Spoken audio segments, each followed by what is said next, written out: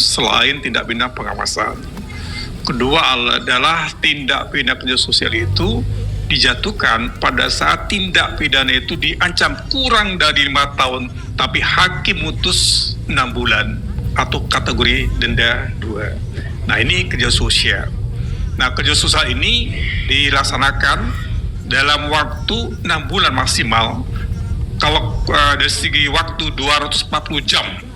Jadi selama 6 bulan itu 240 jam. Kalau per hari 8 jam. Dan itu tidak dikomersialkan. Nah, itulah poinnya. Jadi tidak kerja sosial menjadi suatu tindak pidana alternatif ya terhadap suatu tindak pidana yang ancaman tidak lebih 5 tahun ya, tapi hakim putus 6 bulan dan pelaksananya itu dilakukan pengawasan oleh jaksa dan bimbingan oleh PK Balai Pemasyarakatan. Saya rasa demikian Pak. Sebagai tamu, terima kasih. Baik, cukup ya? Ya. Apa tuh?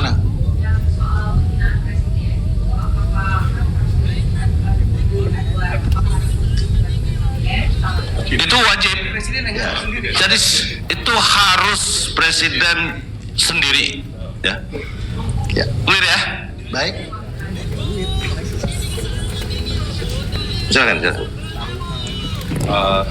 Mbak Putu dari Kompas TV, iya, apa-apa, baik. Iya, pengaturan pasal 218 tentang tindak pidana penyerangan harkat dan martabat diri presiden, disingkat kadang-kadang tindak pidana penghinaan presiden, dan juga pasal 240 tindak pidana penghinaan terhadap pemerintah dan lembaga negara sebagai delik aduan, menurut hemat saya sekaligus menutup celah buat simpatisan, relawan, atau pihak ketiga manapun yang mengatasnamakan kepentingan presiden untuk membuat laporan. Jadi ditutup kemungkinannya. Karena apa? Delik aduannya adalah delik aduan absolut. Artinya untuk pasal 218 hanya presiden dan wakil presiden sendiri yang bisa membuat pengaduan. Pengaduan bisa dilakukan secara tertulis.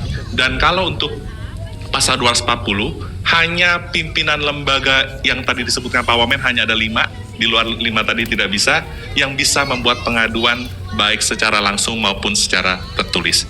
Terima kasih. Teman-teman semua, terima kasih semua. Namun demikian, sebagai penutup saya ingin sampaikan begini. Mungkin apa yang kami hasilkan pemerintah dan DPR dalam bentuk undang-undang, kitab undang-undang hukum pidana, kitab undang-undang hukum acara pidana, dan juga undang-undang penyesuaian pidana, mungkin ada yang merasa sesuatu yang tidak sempurna. Karena itu saya ingin menyampaikan, dan tentu pemerintah menghargai semua upaya yang akan dilakukan oleh masyarakat terkait dengan poin-poin mana yang dianggap itu menjadi sesuatu yang bermasalah, kemudian toh juga ada salurannya yang sudah disiapkan oleh negara ya, dan saat ini juga sudah ada beberapa gugatan yang masuk ke Mahkamah Konstitusi. Pemerintah tentu menghargai semua upaya warga negara, karena itu adalah hak, dan nanti akan kita uji apapun nanti keputusan dari Mahkamah Konstitusi terkait dengan gugatan yang sudah masuk. Saya belum tahu apa sudah terregister atau belum, tapi yang saya baca sudah ada beberapa gugatan yang masuk. Tentu pemerintah dan bersama, terutama pemerintah ya, sebagai pembantu presiden, tentu kita akan semua taat dengan akan hal tersebut. Tetapi percayalah bahwa yang dilakukan pemerintah bersama dengan DPR dalam 3 undang-undang ini, sekali lagi tidak ada niat sama sekali untuk membungkam, apalagi meniadakan proses demokratisasi yang sedang kita jalankan saat ini.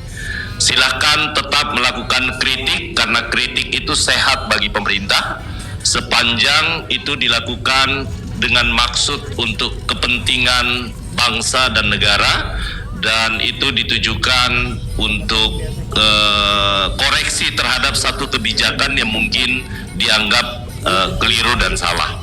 Ya, karena itu pemerintah tentu akan sangat berterima kasih dan itu membuat menjadi sehat. Tetapi sekali lagi tolong juga dibedakan mana yang pantas